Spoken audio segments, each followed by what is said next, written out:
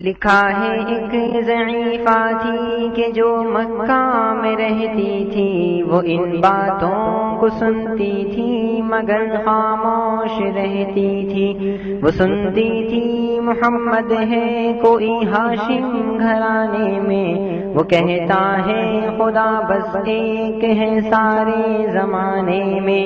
وہ سنتی تھی حبل کی لات کی تذلیل کرتا ہے، وہ اپنے حق کے فرمانے کی یوں تعمیل کرتا ہے۔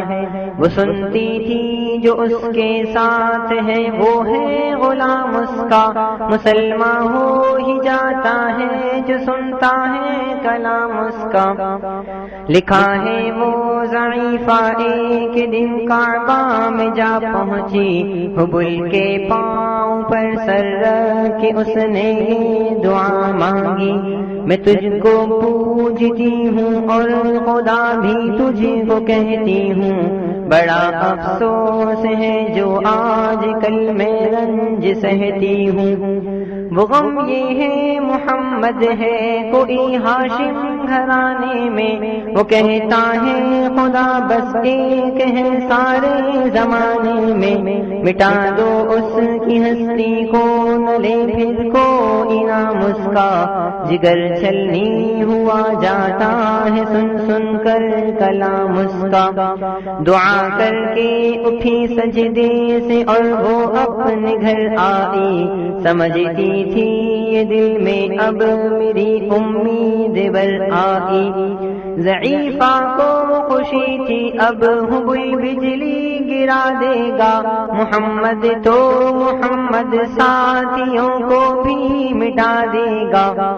مگر کچھ دن گزرنے پر نہ جب امید بر آئی، دعا کر کے حبل سے اپنے دل میں خوب پچھتائی۔ غرض ترکیب اس نے سوچ لی خود ہی گھر آ کر کہ چھوڑوں گی یہ بستی میں رہوں گی اور کہیں جا کر۔ غرض ایک دن صبح کو اس نے اپنی ایک گٹھری لی، نکل کر گھر سے اپنے اور دروازے پہ آ بیٹھی۔ ضعیفہ سوچتی تھی اب کوئی مزدور ملتا ہے، اسے یہ کیا خبر تھی ایک خدا کا نور ملتا ہے۔ فریضہ صبح کا کر کے ادا سرکار دو عالم چلے جاتے تھے کعبہ کی طرف وہ رحمت عالم۔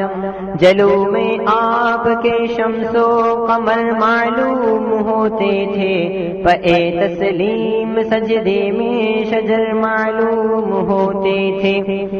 ضعیفہ منتظر مزدور کی بیٹھی تھی گھبرائی، یکایک سامنے سے چاند سی صورت نظر آئی۔ ضعیفہ نے کہا بیٹا یہاں آنا، بتا کیا نام ہے تیرا؟ کہا مزدور ہوں اماں، بتا کیا کام ہے تیرا؟ کہا مزدور ہے گر تو چل گٹھری میری لے کر، میں خوش کر دوں گی اے مزدور مزدوری تیری دے کر۔ یہ سن کر آپ نے گٹھری اٹھا کر اپنے سر پر لی، ضعیفوں کی مدد کرنا یہ عادت تھی پیمبر کی۔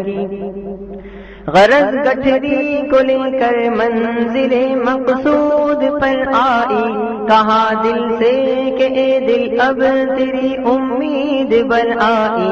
کہا بیٹا جو تھی دل میں تمنا ہو گئی پوری، محمد تو محمد ساتھیوں سے ہو گئی دوری۔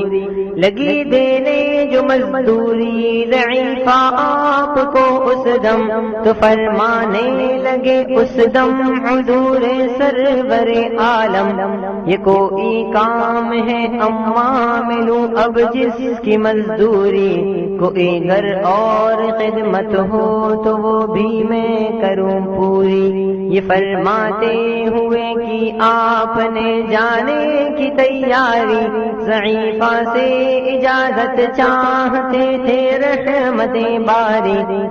ضعیفہ نے کہا بیٹا ذرا ٹھہرو چلے جانا، مجھے ایک بات کہنی ہے ذرا سن کر چلے جانا، یقین جانو کہ اب مکہ میں جھگڑا ہونے والا ہے، میں سمجھاتی ہوں تجھ کو اس لیے تو بھولا بھالا ہے۔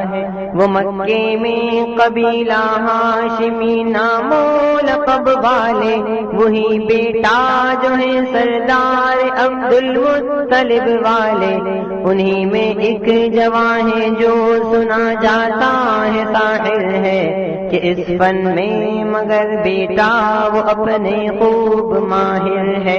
وہ سر ہوتا ہے جس کے تخم میں الفت بو کے رہتا ہے، جو سنتا ہے کلام اس کا وہ اس کا ہو کے رہتا ہے۔